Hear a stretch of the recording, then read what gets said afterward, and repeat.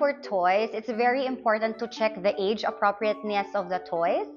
Like when you go to a toy store and you're going to buy gifts for a 1-year-old or a 5-year-old, you have to make sure na age appropriate yung toy na ipang-gift mo sa kanila. Then yung appropriate din through their learning na ano ba yung mga toys na okay lang for 1-year-old, okay lang for a 3-year-old child na appropriate sa learning level din ng bata. It's actually a big consideration that I get toys from globally trusted brands because first, I know that these products or the toys that they're selling are of high quality.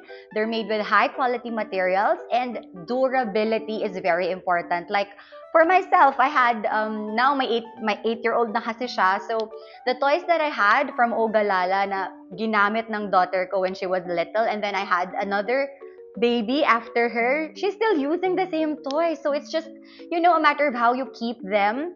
So, the items and all the products are still complete. So you can still hand them over to the next baby kasi that's how durable these products are if you get them from globally trusted brands. Safe toys are also very essential, especially for younger children. Because yung mga kids natin ages 6 months or 1-year-old, yan yung mga bata na, when they get something, diba, they instantly put them inside their mouth. So it's really important that the toys that we give them are really safe.